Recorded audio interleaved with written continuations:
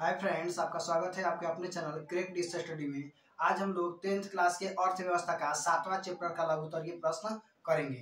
तो आइए देखते हैं चैप्टर का नाम क्या है। चैप्टर का नाम है उपभोक्ता जागरण एवं संरक्षण।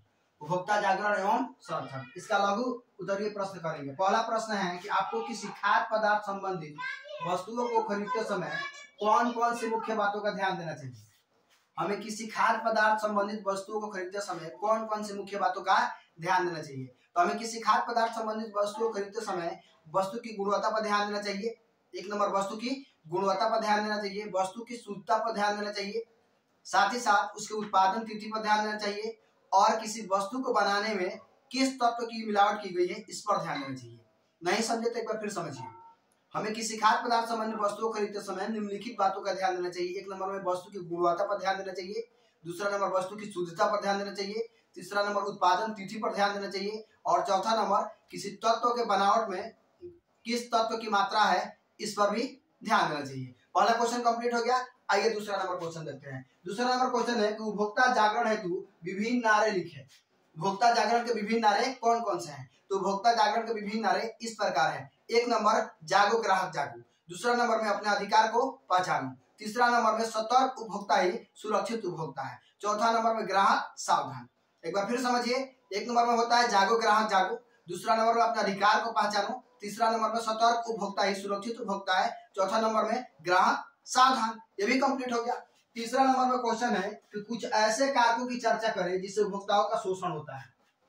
कुछ ऐसे कारकों की चर्चा करें जिससे उपभोक्ताओं का शोषण होता है। तो उपभोक्ता का शोषण करने वाले कारक इस प्रकार है। एक नंबर में मिलावट की समस्या, मिलावट करके शोषण कर दिया जाता है। दूसरा नंबर में कम मापतोल करके भी शोषण कर दिया जाता है। एक नंबर मिलावट की समस्या, दूसरा नंबर कम मापतोल और तीसरा नंबर में कम गुणवत्ता वाली वस्तु दे दी जाती है।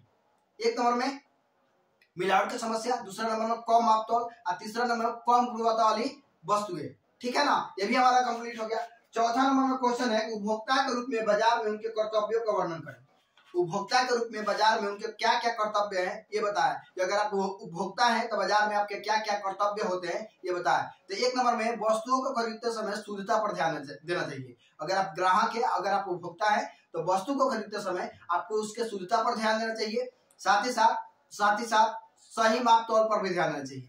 एक नंबर में वस्तु की शुद्धता पर ध्यान देना चाहिए, उसके बाद से सही माप तौल पर ध्यान देना चाहिए वरना आपका शोषण हो जाएगा।